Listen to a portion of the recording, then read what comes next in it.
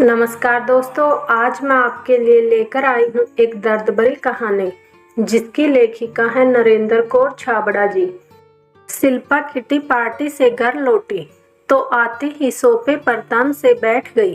अपनी सासू माँ आरती से बोली, मम्मी जी मेरे लिए खाना मत बनाना, आज बहुत हैवी नाश्ता हो गया है, मैं थोड़ा आराम करने जा रही हूँ। इतना कहकर वह अपने कमरे में चली गई। शिल्पा और मनोज की शादी 10 वर्ष पूर्व हुई थी। मनोज एक सरकारी ऑफिस में काम करता था। उसके पिता भी सरकारी नौकरी में थे तथा मनोज की शादी के 5 वर्ष बाद रिटायर हो गए। नौकरी के दौरान ही उन्होंने लोन लेकर अपने लिए घर बना लिया था। मनोज से बड़ी बेटी थी जिसकी शादी मनोज से पहले हो गई तथा वह विदेश में अपने परिवार के साथ रहती थी। शिल्पा के मायके में सभी कार्य मेड करती थी, इसलिए ससुराल में आकर उसे घर के कार्य करने में कोई रुचि नहीं थी। आरती ने भी उसे सहजता से लिया। केवल खाना बनाने का कार्य था जिसे दोनों मिलकर कर लेती थी। सास बहू के संबंध भी अच्छे थे। 5 साल में शिल्पा 2 बच्चों की मां बन गई, बड़ा बेटा श्लोक तथा बेटी नेहा। कहा जाता है ना, ब्याज मूल से ज्यादा प्यारा होता है। दोनों बच्चों को आरती बहुत प्यार करती, उनके साथ खेलती, उन्हें कहानियां सुनाती, मोहल्ले के बगीचे में शाम को घुमाने ले जाती, उनकी पसंद के व्यंजन बनाकर उन्हें बड़े प्यार से खिलाती। कई बार पति छेड़ते हुए कहते, तुम्हें तो मुझसे ज्यादा इनकी फिक्र रहती है, उनसे पूछकर उनकी पसंद की सब्जी डिशेज बनाती रहती हो, कभी हमें भी पूछ लिया करो। आरती हंस कर कहती, क्यों आपको ईर्ष्या हो रही है क्या? आपके ही पोता पोती हैं। अच्छा है, उनकी फरमाइश पर नई नई चीजें बनती है और आप सबको भी खाने को मिलती हैं। 60 साल की उम्र पार करने के बाद भी आरती बड़े शौक से सभी कार्य कर लेती थी। खाना बनाने तथा नए नए व्यंजन बनाने में उसकी विशेष रुचि थी। 2-3 साल से आरती के पति अशोक जी की तबीयत बिगड़ने लगी थी। अक्सर उन्हें खांसी का दौरा पड़ जाता तो वह जल्दी रुकने का नाम नहीं लेता था। सभी जांच परीक्षण हो गए, अलग अलग डॉक्टरों की दवाइयां भी दी गई, लेकिन कोई विशेष लाभ नहीं हुआ। रात के वक्त अक्सर उन्हें जोर की खांसी उठती, वे स्वयं भी परेशान हो जाते थे। साथ सोई आरती भी परेशान हो जाती और दूसरे कमरे में सोए बेटा बहू भी। एक दिन शिल्पा मनोज से बोली, क्यों न मम्मी डैडी को दूसरे कमरे में शिफ्ट कर दिया जाए, रात भर खांसते रहते हैं, न खुद चैन से सोते हैं न हमें सोने देते हैं। मनोज ने पूछा, किस कमरे में शिफ्ट कर सकते हैं? एक कमरा बच्चों के लिए है और एक तो स्टोर है, उसमें ज्यादा रोशनी भी नहीं है और हवा भी नहीं आती, तो क्या फर्क पड़ता है, उन्हें तो वैसे भी खांसी होती रहती है, ज्यादा हवा की जरूरत भी नहीं है। और रही रोशनी की बात, तो कौन सा वहाँ किताबें पढ़नी है या सिलाई कढ़ाई करनी है? शिल्पा लापरवाही से बोली। 2-4 दिनों के बाद ही मनोज आरती से बोला, मम्मी अगर आप बुरा ना माने तो आप और डैडी उधर वाले कमरे में शिफ्ट हो जाएं। क्यों बेटा, यहाँ क्या तकलीफ है? नहीं मम्मी, बात यह है कि डैडी रात भर खांसते रहते हैं और उनकी आवाज हमारे कमरे तक आती है, नींद में खलल पड़ता है। इसमें बुरा मानने की तो बात ही नहीं है, आखिर हमें एक दूसरे का ख्याल तो रखना ही चाहिए। मनोज सफाई देते हुए बोला। और अगले हफ्ते ही आरती और अशोक जी का सामान स्टोर रूम में शिफ्ट कर दिया गया।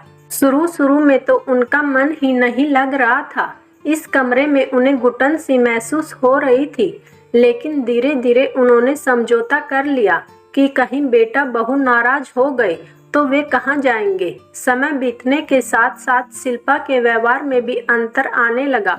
उसने आरती से कहा, मम्मी जी अब आप आराम करिए, बहुत काम कर चुके हैं, खाना बनाने के लिए मैंने मेड रख ली है। आरती हैरानी से उसका मुंह देखती रह गई। लेकिन मुझे तो खाना बनाने में कोई तकलीफ नहीं है। अब आप डैडी जी को देखिए, उनकी तबीयत ठीक नहीं रहती, साथ ही अब आपको भी आराम करना चाहिए, कहकर शिल्पा दूसरे कमरे में चली गई। अब सास ससुर को कमरे में ही खाना पहुंचा दिया जाता। मेड के हाथ के बने खाने में उन्हें जरा भी स्वाद नहीं आता था, लेकिन मजबूरी में कुछ कह भी नहीं पाते थे। एक दिन पोता उनके कमरे में आया। जब वे खाना खा रहे थे, एकदम से बोल पड़ा, अरे दादी दादू, आपकी थाली में पनीर की सब्जी नहीं है, सिर्फ दाल रखी है। अशोक तथा आरती हैरान रह गए। अब उनके खाने पर भी नियंत्रण होने लगा है। अब किस से कहें, बहू तो पिछले कुछ समय से बहुत जल्दी गुस्सा हो जाती है और बहस करने लगती है। बेटे से कैसे उसकी शिकायत करे, कहीं वह बुरा न मान जाए, क्योंकि शिल्पा ने अब सभी पर अपना नियंत्रण कर लिया था। फिर तो ऐसा अक्सर होने लगा, कभी थाली से दही गायब होती, कभी कोई विशेष पकवान, कभी कोई स्वीट डिश। इसका पता बच्चों से लगता। कुछ दिन बाद मनोज अशोक जी से बोला, डैडी आपकी तबीयत ठीक नहीं रहती, मैं चाहता हूँ आप जीते जी मकान हमारे नाम कर दे तो हम सबके लिए ठीक रहेगा, बाद में कोई परेशानी ना हो, इसलिए ही मैं कह रहा हूँ। और उसने पेपर उनके सामने रख दिए। अशोक जी ने सोच कर कहा, बेटा यह मकान तो आखिर तुम्हारा ही है, जब तक हम जिंदा है तब तक तो हमारे नाम पर रहने दो। क्या आपको मुझ पर विश्वास नहीं है? क्या मैं आपको घर से बाहर निकाल दूंगा? मनोज तैस में आकर बोला, लेकिन अशोक जी ने उस पर दस्तक नहीं किए। अब धीरे धीरे शिल्पा के साथ मनोज के व्यवहार में भी फर्क आने लगा। आरती और अशोक अपने कमरे में ही सारा दिन रहते। बच्चे और शिल्पा मनोज अपने में मस्त रहते। उनके पास बैठने या बात करने के लिए किसी को फुर्सत ही नहीं थी। पोता पोती बीच बीच में जाकर कभी बात कर लेते थे। एक दिन आरती के हाथ से पानी से भरा गिलास छूट गया, फर्श पर पानी बिखर गया। शिल्पा ने देखा तो गुस्से से चिल्ला उठी, आपको कुछ काम दाम तो है नहीं, मेरे लिए काम बड़ा कर रख देती हो, देखकर नहीं चला जाता आपसे। आरती की आंखें डबडबा आई, कितनी बदल गई है शिल्पा, आखिर क्या चाहती है हमसे? क्या सिर्फ मकान अपने नाम करवाने के लिए हमें परेशान करने लगे हैं? क्या धन के लालच में रिश्तों को महत्वहीन बना देना जायज है? एक दिन पोता उनके कमरे में आया और बोला, दादू दादू, यह ओल्ड एज होम क्या होता है? क्यों तुम्हें इसके बारे में किसी ने कुछ कहा? हाँ, कल मम्मी पापा कह रहे थे कि अब दादा दादी ओल्ड एज होम में रहने के लिए जा रहे हैं। वहाँ सब बूढ़े लोग रहते हैं और बहुत मजे से एक दूसरे के साथ बातें करते हैं, इकट्ठा बैठते हैं, खाते पीते हैं और एंजॉय करते हैं। क्या यह सच है? अशोक जी और आरती के ऊपर तो मानो गाज गिर पड़ी, लगा पैरों के नीचे से धरती सरक गई है। बेटा बहू इस हद तक गिर सकते हैं, यह तो कभी कल्पना भी नहीं की थी। दिमाग सुन सा हो गया था। जब थोड़ा संभले तो आपस में सलाह मशवरा किया कि इससे पहले पानी सिर के ऊपर से निकल जाए, कुछ करना पड़ेगा, कुछ फैसला लेना पड़ेगा। अपने वकील दोस्त से अशोक जी ने बातचीत की, मशवरा लिया। 15-20 दिन बीते होंगे कि अशोक जी ने मनोज को बुलाकर कहा, बेटा घर का माहौल कुछ तनावपूर्ण बनता जा रहा है। मैं सोचता हूँ तुम 8-10 दिनों के लिए शिल्पा और बच्चों को लेकर कहीं घूम फिर आओ, तुम्हारा मन भी बदल जाएगा, थोड़ा शांत हो जाएगा। पैसों की चिंता मत करो, उसका इंतजाम मैं कर देता हूँ। ऑफिस से छुट्टी ले लो, जिस दिन तुम्हारी छुट्टी मंजूर होगी मैं तुम्हें पैसे दे दूंगा।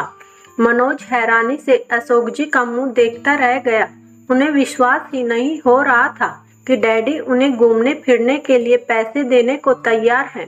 खैर, जब शिल्पा को यह बात पता चली तो वह बहुत खुश हुई। एक सप्ताह के अंदर ही मनोज की छुट्टियां स्वीकार हो गई और उन्होंने परिवार के साथ 8 दिन का टूर बना लिया। अगले दिन ही अशोक जी ने मनोज के हाथ में नगद पैसे रख दिए। 8 दिनों की यात्रा के दौरान शिल्पा, मनोज तथा बच्चों ने खूब एंजॉय किया, खूब घूमे फिरे। जिस दिन वे घर पहुँचे, टैक्सी से उतरकर जो ही दरवाजे के पास पहुँचे तो देखा वहाँ कुछ लोग बैठे हैं और घर के कंपाउंड के साइड में ही कुछ मशीनें पड़ी हैं। आप सब कौन हैं और यह सब क्या है? मनोज के पूछते ही उन लोगों ने, यह मकान हमने खरीद लिया है और यहाँ पर अस्पताल बनाना शुरू करना है। आपका पूरा सामान अंदर के एक कमरे में रखा हुआ है। आप 2 दिन के अंदर उसे खाली करें। यह पेपर देख लीजिए। परसों से हम यहाँ बुलडोजर चलाकर इस बिल्डिंग को गिराने वाले हैं। तब तक आप अपना इंतजाम कर ले। मनोज और शिल्पा की आंखों के आगे मानो अंधेरा छा गया। यह कैसे हो सकता है? हिम्मत जुटाकर पूछा। हमारे मम्मी डैडी कहाँ हैं? वे पैसे लेकर दूसरे शहर में शिफ्ट हो गए हैं। शिल्पा और मनोज को काटो तो खून नहीं। आखिर मम्मी डैडी ने ऐसा क्यों किया? हमने उनका क्या बिगाड़ा था? फिर दिमाग स्वयं ही जवाब देने लगा। तुम भी तो माँ बाप को घर से निकालने की साजिश रच रहे थे। उनके साथ इतना बड़ा अन्याय, विश्वासघात करने वाले थे। तुम्हें नहीं पता, हर कर्म का हिसाब किताब भुगतना पड़ता है। तुम्हारे साथ यही होना चाहिए था। अब वे पछताने के सिवा और कुछ नहीं कर सकते थे।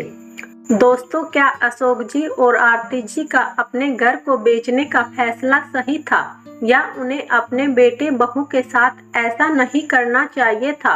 आपकी क्या राय है? हमें कमेंट में जरूर बताएं।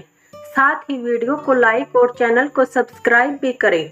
फिर मिलते हैं किसी और इंटरेस्टिंग कहानी के साथ। तब तक के लिए धन्यवाद।